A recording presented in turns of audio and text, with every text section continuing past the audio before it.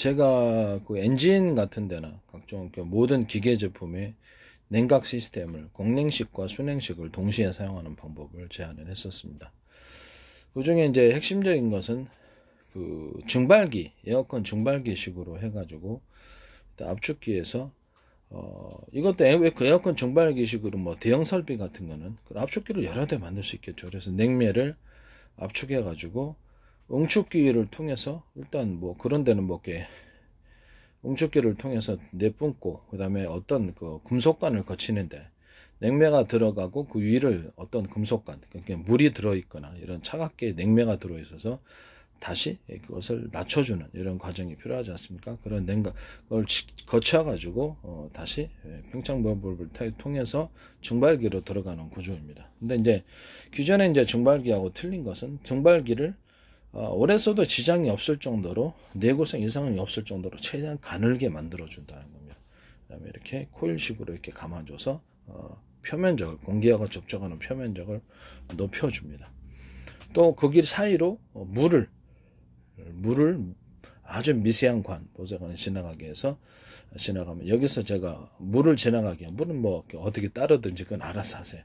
대용량 설비 같은 데는 그냥 물 집어넣으면 됩니다. 이렇게 집어넣어 가지고 이 밀폐 구조, 그러니까 그 냉동고는 밀폐잖아요. 밀폐 구조 안에서는 물조차도 엄청난 시원한 물이 순식간에 나오게 됩니다. 아주 차가운 물이.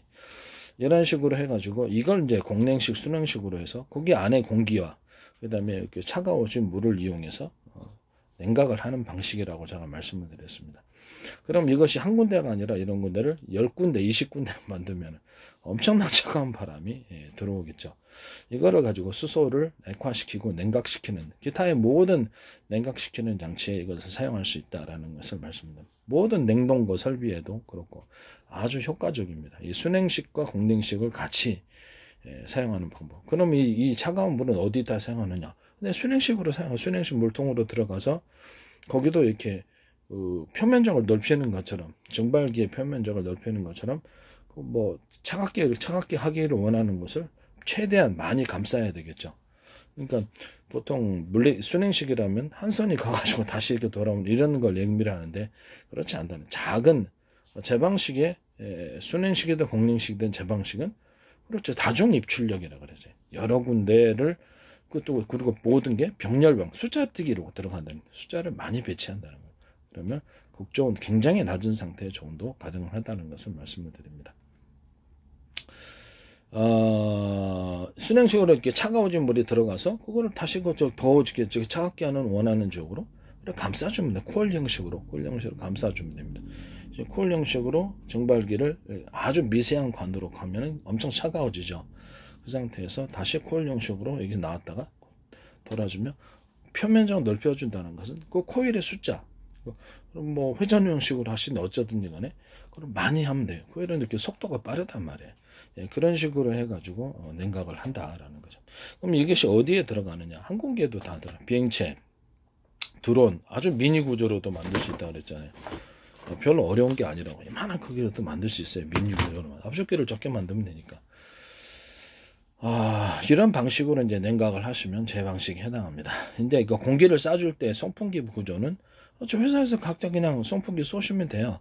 그 중에 하나는 이런 여러 군데에서 만들어진 이 차가워진 공기를 흡수를 같은 통로를 통해서 압축 공기 방식으로 하나의 회전축에 여러 개의 프로펠러가 달려있는 이런 방식, 또는 하나의 프로펠러의 대중소 사이즈가 틀린 프로펠러라서 일부러 이쪽으로 풍랑을 일으켜주는 방식으로 쏜다. 그리고 차갑게 원하는 쪽에 그것을 쏘면 되는 것입니다. 이런 식으로 이제 하시면은 제 기술 고지에 해당한다는 것을 말씀을 드립니다. 또는 차갑게 하기를 원하는 것이 여러 군데, 그렇죠. 여러 군데로 그 공기를 이렇게 압축 공기를 만들어 가지고 그것을 여러 군데로 분산해서 차가운 공기를 보내주면 되는 거예요. 이런 각 연소실로 보내시든지 어디든지 이런 식으로 냉각을 하시면 제 기술 고지에 해당한다는 말씀입니다.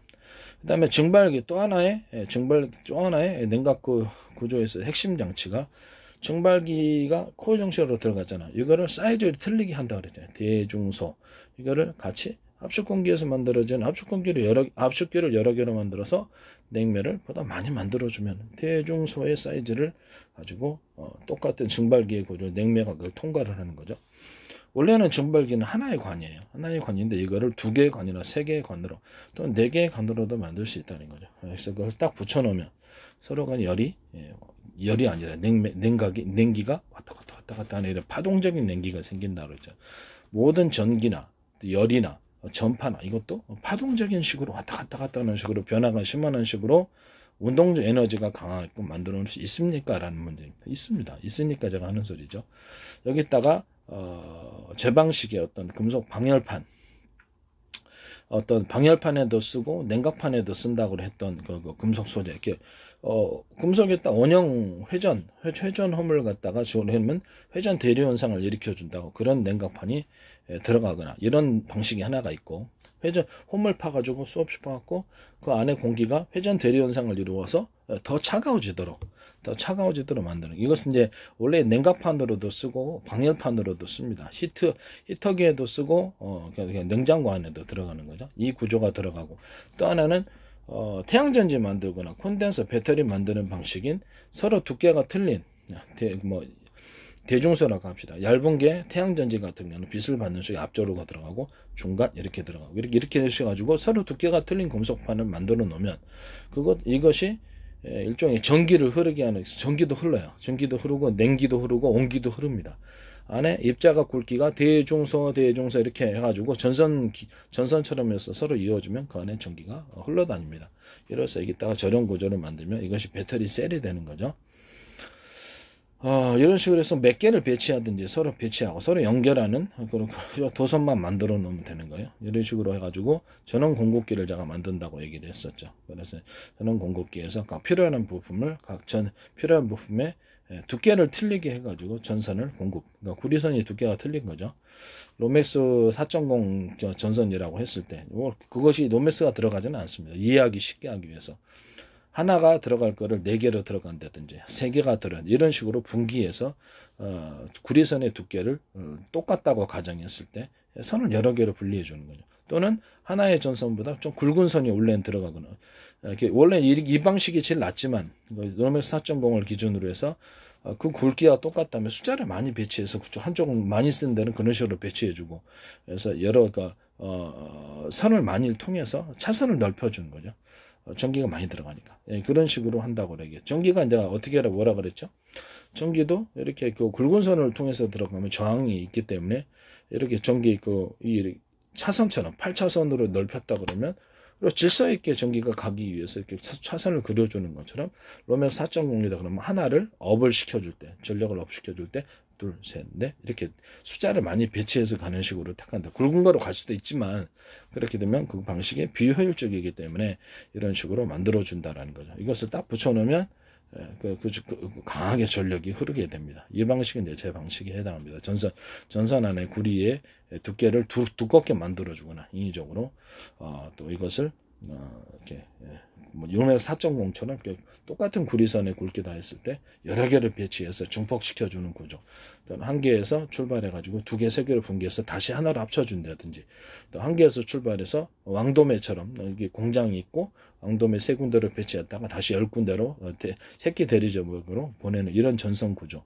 이건 충전 방식일 수도 있고 반도체 저장 방식일 수도 있고 신호를 저장하거나 전기를 충전할 때 쓰는 구조라고 제가 말씀을 드렸죠. 이 방식은 제 방식에 해당한다는 것을 말씀을 드립니다. 그리고 제 방식은 모든 압축전지나 리튬이온 배터리에서 병렬, 직렬과 병렬 방식을 같이 쓴다고.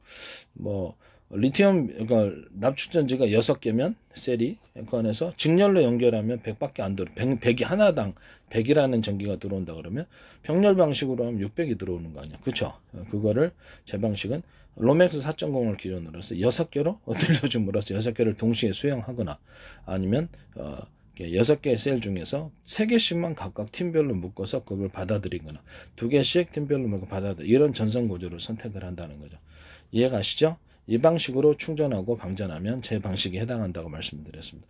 기존의 병렬 방식은 이런 배터리에서 여러 군데에서 전기가 들어오더라도 100 정도밖에 못 받아들이기 때문에 정체 상태에 있어서 600이 들어오더라도 100밖에 못 받아들이기 때문에 전선 굵기를 두껍게 하거나 아니면 로맥스 4.0 기준으로 해서 똑같은 구리액선의 굵기라면 이것을 6개를 배치함으로써 한꺼번에 수용할 수 있는 600개를 한꺼번에 수용할 수 있는 이런 구조가 기존의 병렬 구조하고도 틀린 것이기를 저 방식의 병렬 구조라고 얘기를 했었죠. 숫자 뜨기로 해서 한꺼번에 전기를 이렇게 충방전을 해주는 거죠.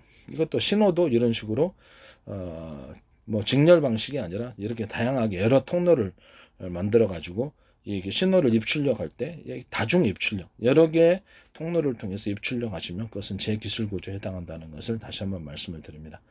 리튬이온 배터리다 그러면 그 안에서 다시 그 안에서 배터리를 지금의 현재 크기를 8분의 1로 이렇게 8개로 쪼개 가지고 배터리를 만들고 그 안에도 다시 4개로 분기할 수 있다라고 얘기를 했습니다. 4개나 몇 개로 분기해 가지고 그 안에서도 다시 하나의 선이 들어갔잖아요. 전기선이. 그러면 그 안에 지선 4개로 갈라져서 동시에 충전하면 더 빠르겠죠. 그러니까 이게 폭탄이 있다 그러면 자탄 구조가 안에 있는 거예요. 또 리튬이온 배터리가 안에 있고 자탄 구조에 있는 것처럼 그런 식으로 리튬이온 배터리를 만들자라고 내가 얘기를 했었어요.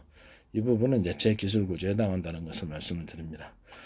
이거는 직렬뿐만 아니라 병렬 방식으로 연결해서 리튬이온 배터리를 몇 개씩 묶어가지고 전원을 충방전한다.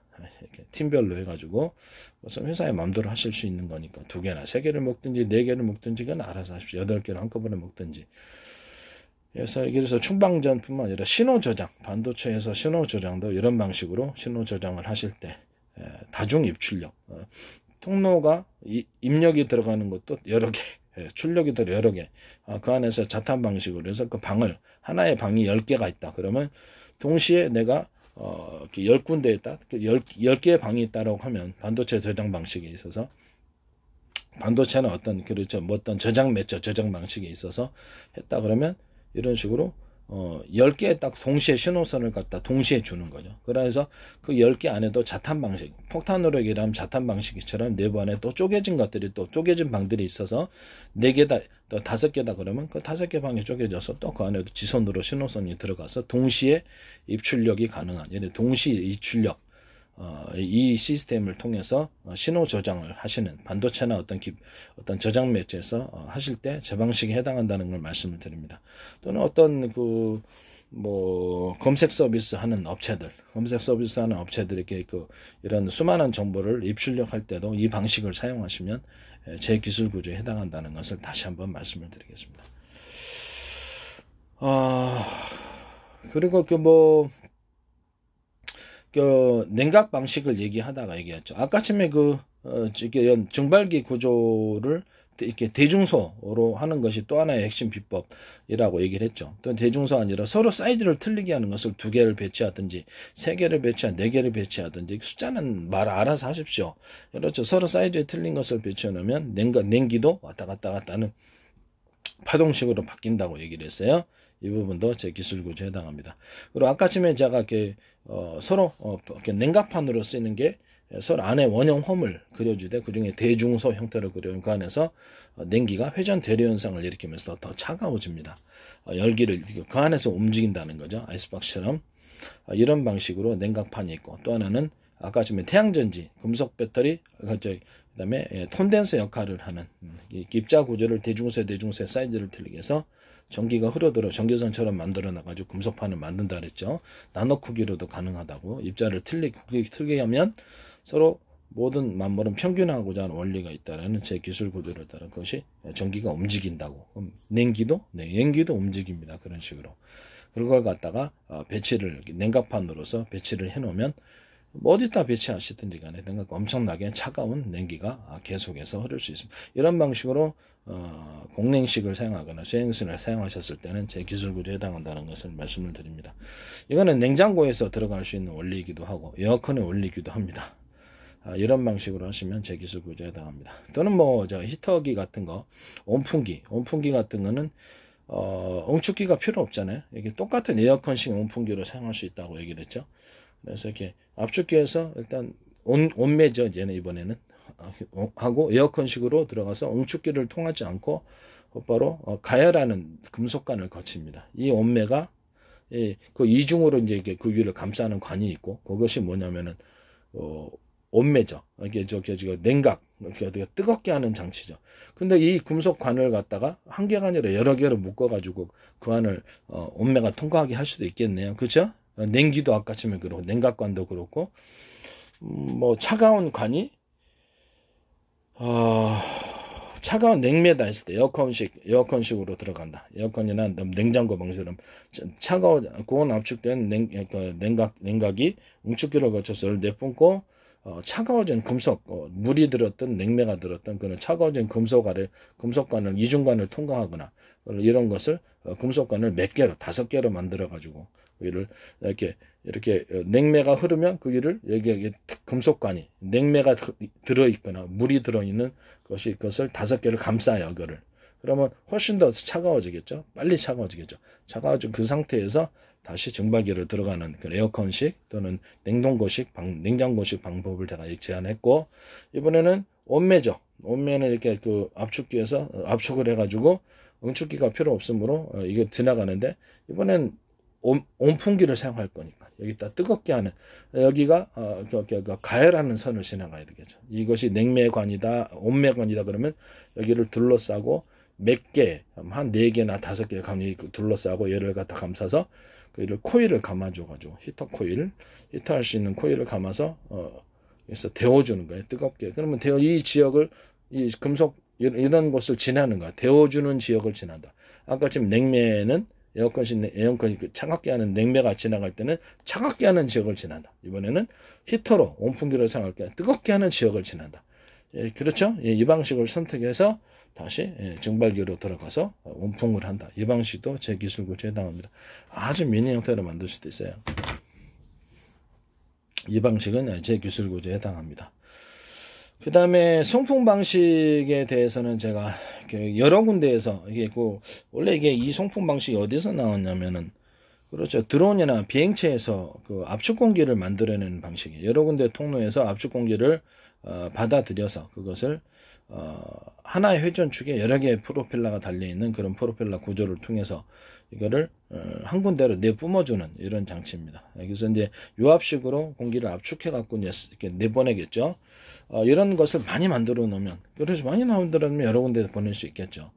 이걸 가지고 블레이드 없이 각 연소실에다가 곧바로 보낼 수 있다라고, 블레이드만 없어도 굉장히 가벼워진다라고 얘기를 했죠. 이 방식으로 이제 모든 전투기도 그렇게 비행체도 그렇게 움직인다고.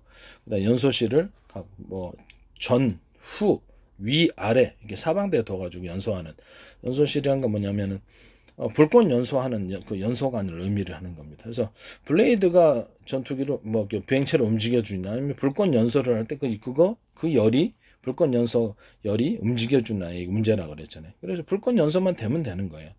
그 방식은 수소를 온도를 높여주고, 수소 산소다 했을 때 산소까지 온도를 높여줘서 섞어주면서, 그 섞어주고 중앙에서 이렇게 수소 산소 섞은 기체를 각 연소실로 보내는 구조라고. 전후 좌우에, 옆에도 전후 위아래죠. 전후 위아래 기본 구조는 그런데 옆에도 분사하는 장치를 달아줄 수 있다라고 얘기를 했습니다. 이렇게 해서 산소의 비율을 높여주면 그 폭발력이 더 크다, 더 강한 추진이 일어난다. 그리고 블레이드처럼 공기가 좀 필요해서 공기를 팽창시켜서 나가는 힘을 더 얻고 싶다. 그럴 땐 압축 공기를 통해서 연소실에 이런 압축 공기 방식으로 보내준다. 이 압축 공기는 비행체 전면의 초공동 오래처럼 길이를 틀리게 해서 싸가지고 앞을 이렇게 마찰열을 없애서 움직이는 방식으로 사용하거나, 또는 뒤로 뿜어서 추진 구조로 사용하거나 이렇게 한다고 제가 말씀을 드렸어요. 이 방식은 제 기술 구조에 해당합니다. 그 다음에 프로펠러도 전후 좌우로 이렇게, 전후 좌우죠. 전후 좌우로 이렇게 둘 수도 있고 위아래도 둘 수 있어요. 프로펠러 방향을 이렇게 해가지고 하나의 회전축에 여러 개의 프로펠러가 달려있는 구조로서 이렇게 움직여준다라고 얘기를 했습니다. 이렇게 수직으로 올려도 되지만 옆에도 돌 수도 있어요. 옆에로 돌려갖고도 움직일 수도 있다. 옆에다가 이제 배치하는 구조는 이제 잠수함 같은 데서도 사용할 수 있고, 각종 보트, 배, 자동차, 열차 이런 데서도 사용할 수 있는 방식입니다. 받아들여가지고 열을 그 상태에서 곧바로 뒤로 내뿜어주는 구조죠. 이런 식으로 프로펠러도 움직일 수 있다. 이것을 많이 숫자를 배치해갖고 다닐 수도 있다라는 것을, 하나의 회전축에 일체화된 프로펠러가 달려져 있는 거죠. 물을 잠수하면 물을 내뿜는 거고, 그다음 일반 비행체 프로펠러 비행체를 옆으로 공기를 내뿜어 주는 식으로 하면 공기를 내뿜어 주는 거죠.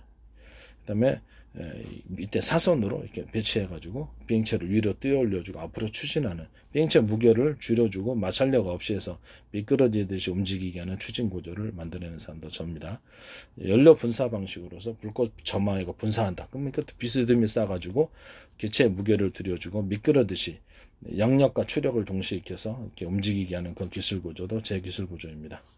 그것을 전후 좌우 사방으로 배치해 놓으면 수직 이착륙, 땅을 태우지 않고 수직 이착륙 할 수도 있습니다. 물론 밑에로 그냥 직사로 연료 분사해 가지고 이제 강중약으로 해 가지고 띄어서 올려도 되지만 밑을 태우기 싫을 때 그만 옆으로 사선으로 불꽃 분사를 통해서 불꽃 연소를 통해서 기체를 위로 띄워주는 그런 기술이다라는 거. 뭐 10개만 4개를 전후좌 동서남북 사방으로 해서 이렇게 비스듬히 사선으로 쏴도 되지만 10개 만들면 어떻습니까? 그런 방식으로도 할 수 있다라는 것을 말씀드립니다. 그 다음에 제 방식의 이런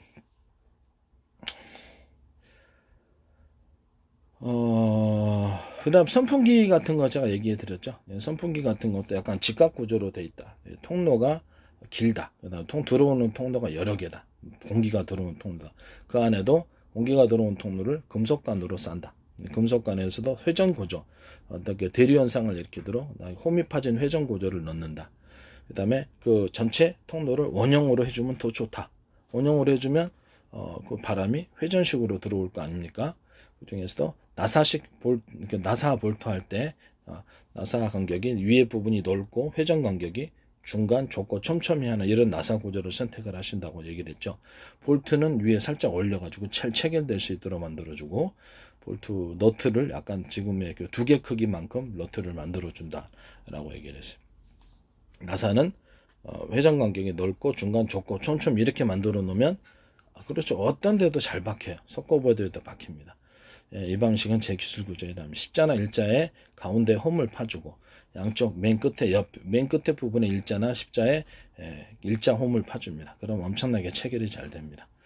이 방식은 제 방식입니다. 또한 특수 나사 같은 경우에 회전 나사의 간격을 좁혀가지고 좀 두께를 1.5배나 2배로 해서 좀 두텁게 해서 잠기게 하거나, 두께를 좀 틀리게 해서 잘 몇 군데만 넣어주면 잘 잠기죠. 이런 식으로 하거나, 그럴 때는 그때 그 나사는 좀 마모가 덜 되는 나사로 하셔야 돼요. 튼튼한.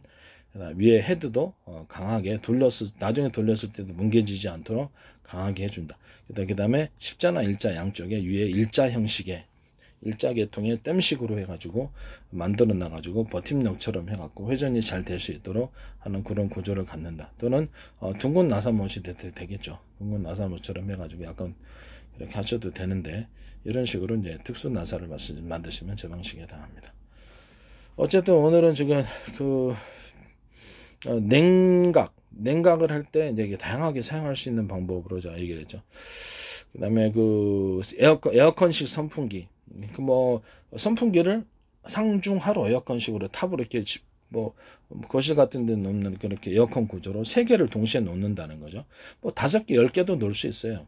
그래서 에어컨을 한꺼번에 위에 쌓아 올려가지고 하는 에어컨 그런 선풍기가 있고, 그냥 통째로 이렇게 대중서 형태로 해가지고 통째로 3개짜리 하나 그냥 크게 만들어가지고 상중하를 동시에 바람을 내주는 거예요. 이런 방식도 있다라는 것을 말씀을 드립니다.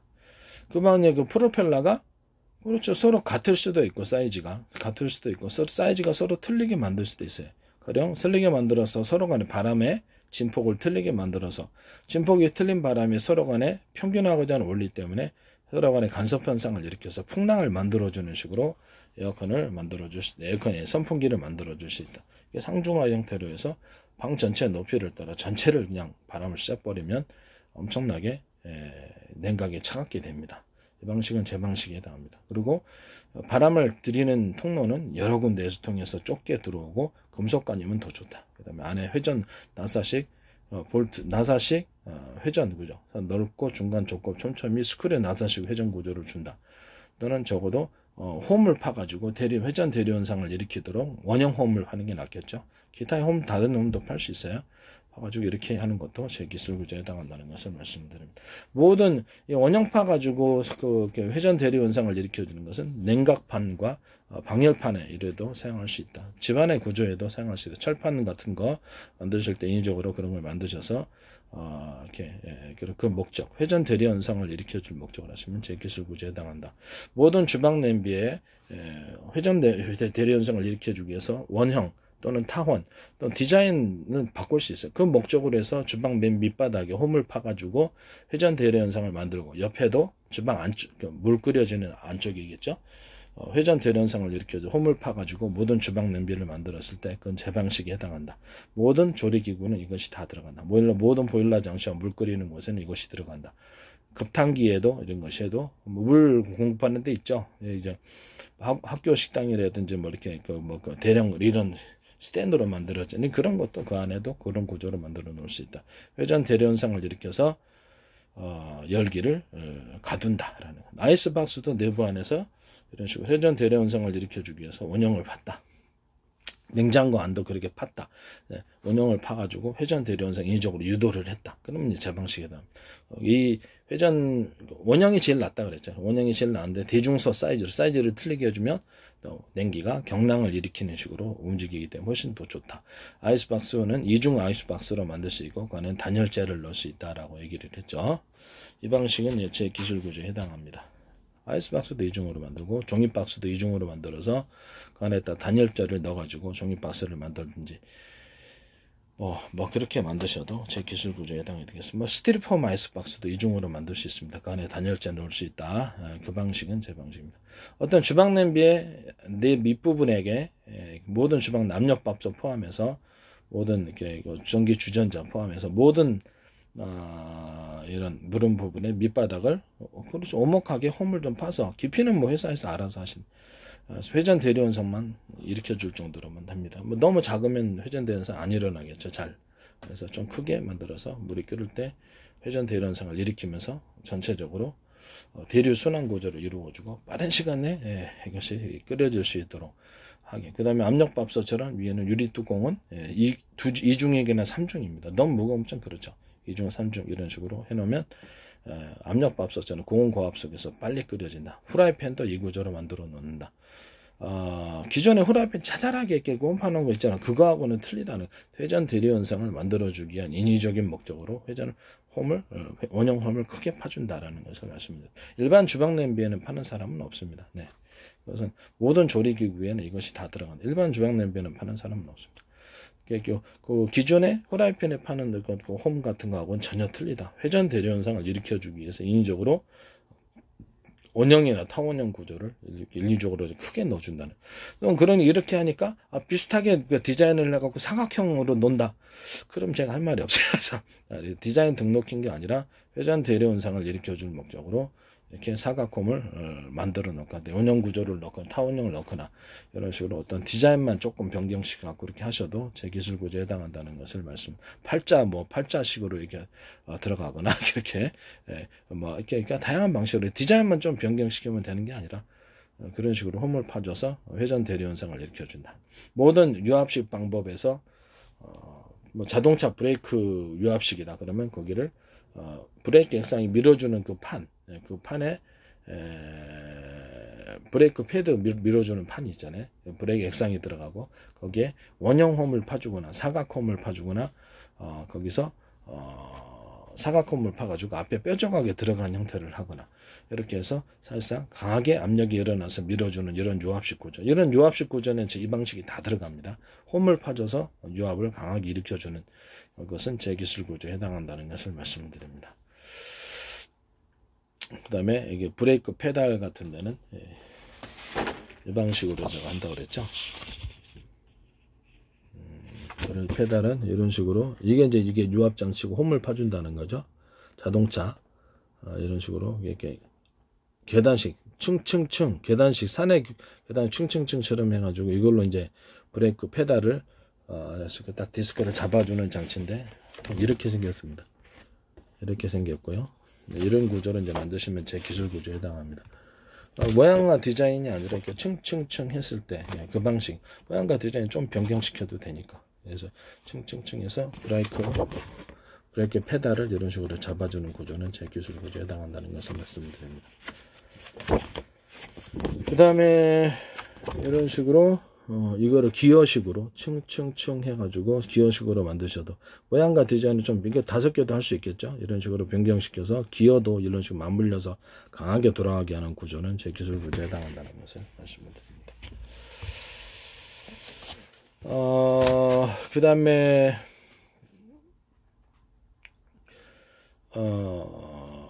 모든 그 주방 냄비뿐만 아니라 골프채 7번 기준으로 해서 그 모든 골프채에도 안쪽으로 원형음을 파주거나 사각형을 파주면은 강하게 타격이 일어납니다. 원형음을 좀 깊게 어느 정도 팔지는 그건 회사에서 알아서 하실 일이죠. 몇 개를 하든지.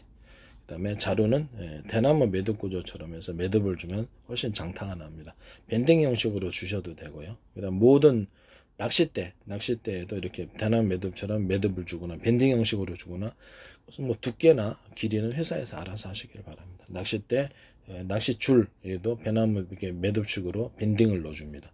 그러면 엄청 강합니다. 모든 줄 구조에도 밧줄 같은 종류에도 사놓으면 철 밧줄이든 그냥 밧줄이든 이것도 밴딩 구조를 넣어줍니다.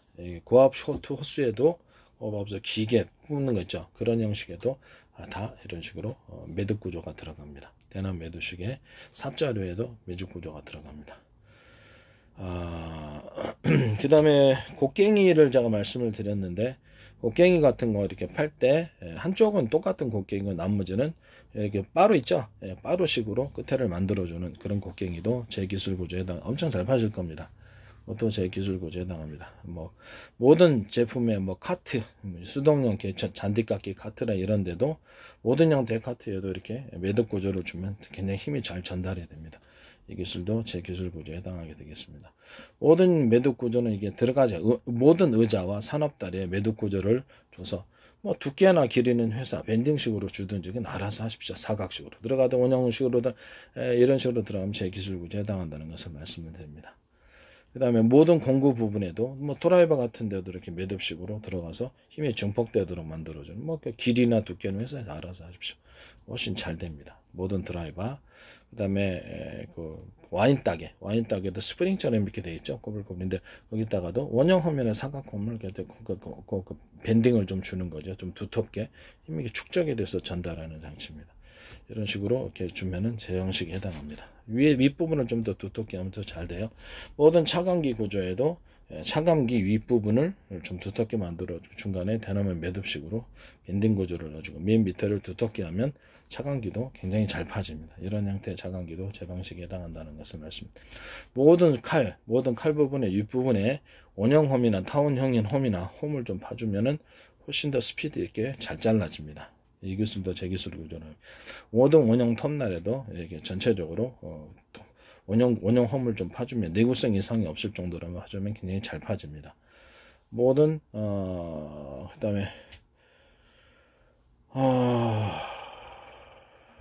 그다음에 뭐죠?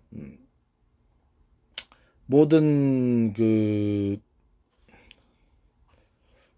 그다음에 모든 원형 구조 그다음에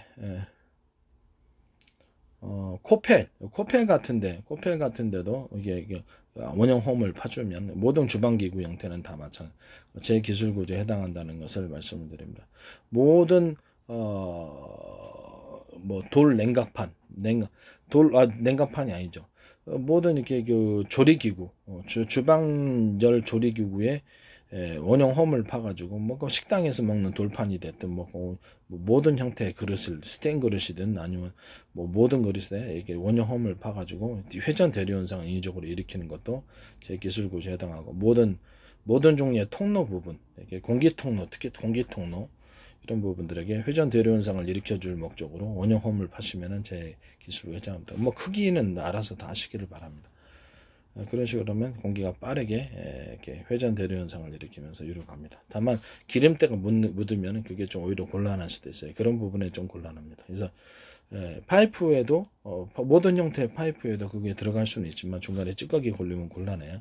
그래서 모든 형태의 파이프 만들 때는 그냥 그 기존 그대로 그냥 코팅제 방수제 세라믹 코팅제하고 그 다음에 유리 소경 코팅제, 그다음 유리막 코팅제, 이런 의류 방수제 이걸 넣어가지고 이렇게 만드시는 정도. 이렇게 욕실용 그레이종 301을 섞어서 제품을 만드는거나, 어떤 합성 섬유를 좀 나일론 정도 이렇게 같이 섞어서 튼튼하게 만들어주거나, 기존 이렇게 파이프도 다 이런 식으로 만드시면 제 기술 구조에 해당하게 되겠습니다. 모든 네, 이렇게 되겠습니다. 선풍기 부분에 대해서는 이렇게 상중하식으로 가는데, 직각식으로 좀 길게 만들어주면 훨씬 좋습니다.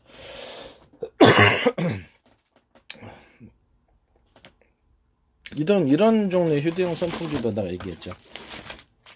이런 종류의 휴대용 선풍기도 얘기를 했습니다. 이런 종류의 선풍기. 선풍기 폐는 여기서 한 개가 있을 수 있고 두 개가 있을 수 있고, 작은 이 정도 크기로 해가지고, 여기는 통로가 몇 개고요. 몇 개 정도 되고요. 안에서는 회전 대류 현상을 일으켜주는 홈이 파진 원형 금속 홈이 들어가고, 원형 홈이 더 좋아요. 들어와서 여기서 환풍기 구조처럼 바람을 내뿜어주는 구조가 되겠습니다. 프로펠러가 두 개일 수도 있고 세 개일 수도 있습니다. 하나의 회전축 여러 개 프로펠러 들어가는 방식으로 선풍기를 만든다.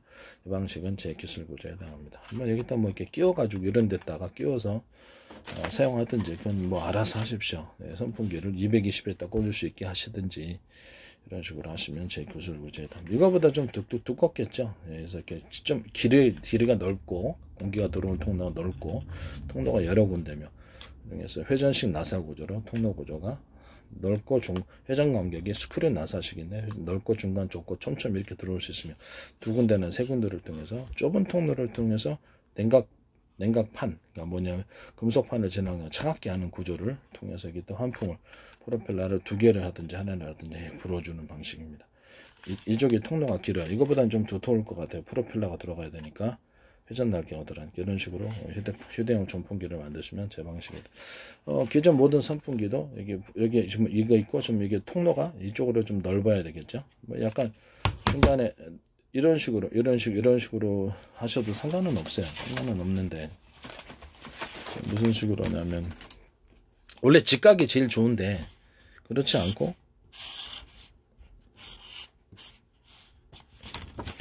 이런 식으로 통로를, 선풍기를 만드셔도 괜찮아요.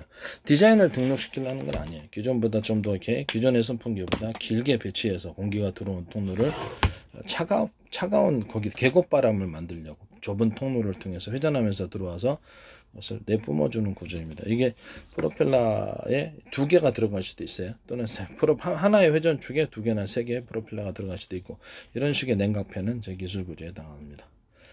이거를 그냥 하나짜리 할 때도 이렇게 만들 수 있고, 또는 양옆으로 그냥 양옆으로 두 개짜리 트윈 구조를, 프로펠러가 이렇게 날개가 선풍기 이런 식으로 들어가는, 세 개 들어가는 게 있고, 아니면 중간식으로 그냥 아예 이런 형태로 들어가는 것도 있습니다.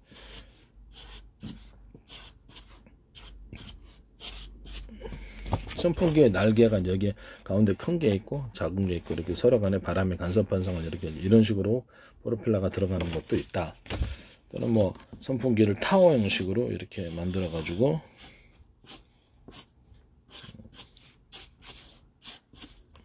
타워 형식으로 에어컨식으로 만들어서 동시에 상중하를 쏴주는 이런 에어컨의 선풍기에 대해서도 얘기를 했었죠. 이 방식은 제 방식입니다. 그리고 서로 굵기가 틀린 구리선이 들어가고 서로 굵기가 틀린 구리선이 감긴 모터를 사용합니다. 이 방식은 제 방식에 해당합니다. 그 다음에 히터기도 제가 말씀을 드렸는데, 휴대용 히터기도 이런 식으로 여기서 이렇게 뭐 약간 드라이기식인데, 드라이기는 가운데에 이렇게 있단 말이에요. 가운데 있거나 이렇게 사각으로 보통 있거나 이런데, 그렇지 않고 히터 열선을 이제 양쪽으로만 배치합니다. 양쪽으로 배치하고, 히터 열선은 이제 어떤 식으로 만드냐면 이런 식으로 이렇게 꼴불꼴 이렇게 회전식으로 원형 코일식으로 들어가는데, 그 부분에 어떤 부분은 대나무 매듭 구조처럼 두껍게 해주는 부분이 몇 군데 들어가면 열이 축적돼서 같은 전기에 대비해서 강한 열이 발생한다라고. 그 코일이 이쪽 양쪽에 들어가는 거예요. 양쪽에 들어가서 여기서 이제 이렇게 송풍, 여기서 중간 정도 공기를 받아들여 가지고 이 정도 열이 닿지 않게끔, 공기 통로는 이렇게 되겠죠. 이렇게 들어가서 이쪽 환풍이 이 좁은 공기를 그 환풍을 바람을 끌어들여서 강하게 내쏘아 갖고 하려면 이쪽 통풍 구조가 어느 정도는 그렇죠. 이쪽 전체를 넓게 쓰는 게 아니라 이 구조를 좁혀 가지고 이쪽 환풍기가 이 좁은 통로를 통해서 강하게 쏘는 방식이 되는 거예요. 그리고 이 안에는 그렇죠. 서로 나사식 회전 구조의 스크류 나사식 회전 구조의 원형 통로가 낮다라는 거죠. 이 통로를 전체로 이 통로를 기준으로 했을 때 전체를 사용하는 게 아니라 바람이 들어 이 환풍기 송풍기가 여기 있고 여기를 좀 좁혀준다는 거죠. 인위적으로 좁혀가지고 이 좁혀진 공기를 통해서 회전 히터 코일은 여기 있고 이 상태로 이렇게 해가지고 팬으로 불어주는 이게 일종의 드라이기식이에요. 드라이기식인데 여기다가 배치하는 거죠. 바람이 들어올 때 여기 좀 그렇죠. 여기 통로가 이렇게 있으면 이 부분에 이 송풍기를 이거를 갖다가 바람이 들어오는 통로를 이렇게 나팔관식으로 이렇게 들어오게끔 통로를 두 개로 쪼개가지고 공기 들어오는 이런 식으로 해갖고 빨아들여서 이렇게 내뿜는 이런 방식도 될 수 있습니다. 공기가 들어오는 통로를 나팔관식으로 하는데 그 가운데를 쪼개서 두 개로 들어가는 거죠. 그런 식으로 해서 이렇게 가운데를 이렇게 좀 길이가 좀 있고 여기가 좁은 계곡바람처럼 해서 강하게 쏴줘야 되니까 그 상태에서 강하게 쏴주면 이것이 놔두면 이렇게 방안을 이렇게 돌거나 차안을 이렇게 돌거나 이렇게 회전 대류현상을 일으켜 준다라는 거죠. 송풍 이런 식으로 이제 히터기 작은 히터기를 만드시거나 큰 히터기를 만들 때도 이 방식으로 만드시면 제 방식에 해당한다는 것을 말씀을 드립니다. 그래도 모든 히터기 코일 안에도 이렇게 서로 굵기가 틀린